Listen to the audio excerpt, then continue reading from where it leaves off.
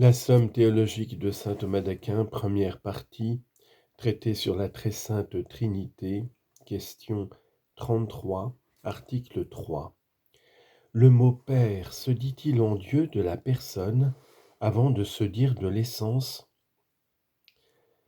Les choses éternelles précèdent les choses temporelles. Or Dieu est Père du Fils dans l'éternité, mais il est Père des créatures dans le temps. Donc, la paternité divine se dit relativement au Fils avant de se dire à l'égard des créatures. Sommaire.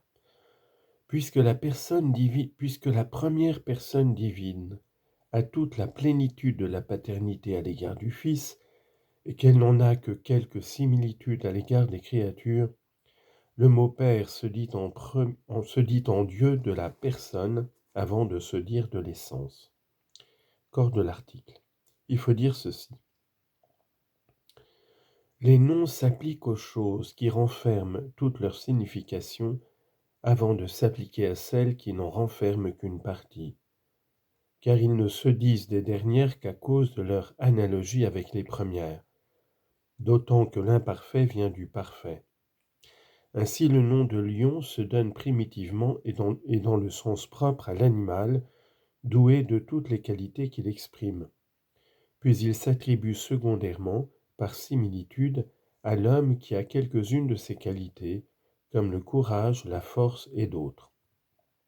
Or, nous l'avons vu plus haut, Dieu le Père et Dieu le Fils renferment la paternité et la filiation dans toute leur plénitude, selon toute l'étendue de leur signification, car ces deux personnes adorables ont la même nature et la même majesté.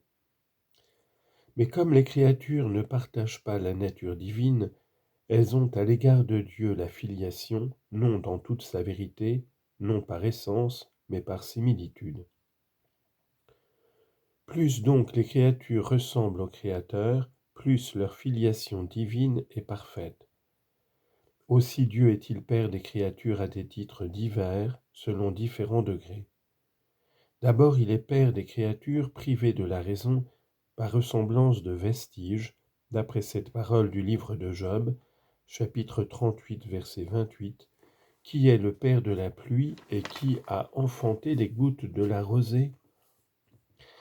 Ensuite, il est Père des créatures raisonnables par ressemblance d'image, comme l'indique ce passage du Deutéronome, chapitre 32, verset 6. Est-ce ainsi que vous témoignez votre reconnaissance envers le Seigneur, peuple fou et insensé? N'est-ce pas lui qui est votre Père, qui vous a possédé, qui vous a fait et créé? Après cela, il est Père par ressemblance de grâce de ses enfants adoptifs qu'il destine à l'héritage de la gloire. D'où saint Paul dit, Romains chapitre 8, versets 16 et 17, « L'Esprit lui-même rend témoignage à notre esprit que nous sommes enfants de Dieu. Si donc enfants, héritiers aussi, héritiers de Dieu, co-héritiers du Christ. » Enfin, il est Père par ressemblance de gloire, des élus qui ont déjà reçu l'héritage éternel. Ce qui fait encore dire à l'apôtre, Romains chapitre 5, verset 2, « Nous nous glorifions dans l'espérance de la gloire des enfants de Dieu. » Il doit être clair maintenant, ce nous semble, que la paternité qui implique les relations du Père et du Fils éternel se dit avant la paternité qui comprend les rapports du Créateur et des créatures. Première objection. Les noms communs précèdent les noms propres. Or le mot « Père », quand on le prend dans le sens de la personne, est le nom propre d'une seule, mais il est commun à toutes quand on l'emploie dans la signification de l'essence. Car cette parole Notre Père s'adresse à toute la Trinité, donc le Père se dit de l'essence avant de se dire de la personne. Réponse. Quand on les envisage d'une manière absolue, les attributs communs précèdent dans nos conceptions les attributs propres, car les derniers renferment les premiers, puisqu'on ne peut concevoir la personne du Père sans l'idée de Dieu. Mais l'inverse n'a pas lieu.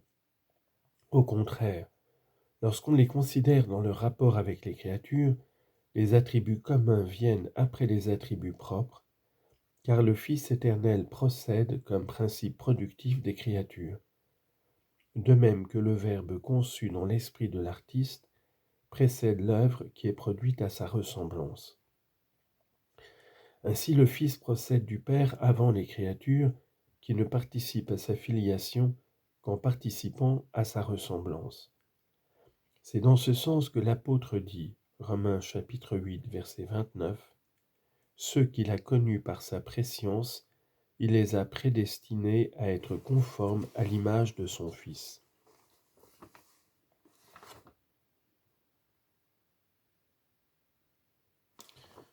Deuxième objection.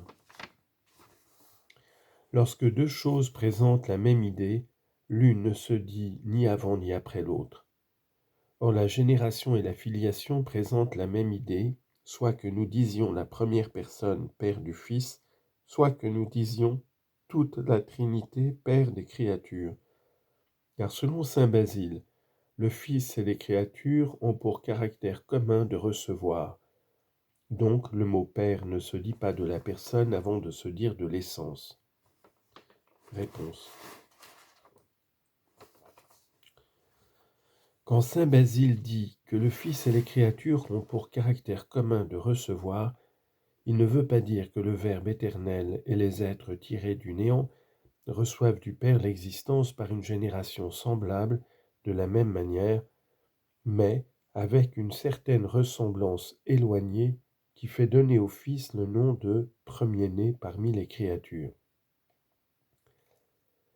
Après avoir prononcé les paroles que nous citions tout à l'heure, Romains 8, verset 29, il les a prédestinés à être conformes à l'image de son Fils, l'apôtre ajoute, afin qu'il soit lui-même, son Fils, le premier-né entre plusieurs frères.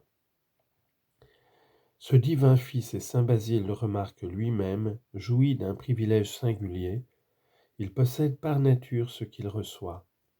C'est pour cela qu'on lui donne aussi le nom de Fils unique, comme le disciple bien-aimé le fait dans ce passage, Jean chapitre 1 verset 18, le Fils unique qui est dans le sein du Père, c'est lui qui l'a révélé.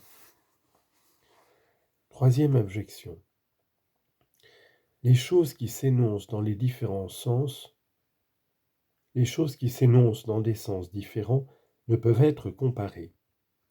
Or, le Fils est comparé aux créatures sous le rapport de la filiation ou de la génération, car saint Paul dit, Colossiens chapitre 1 verset 15, qui est l'image du Dieu invisible, premier-né de toute créature.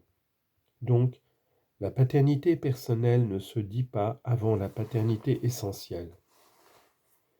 La réponse à cette troisième objection se trouve dans la réponse précédente à la deuxième objection.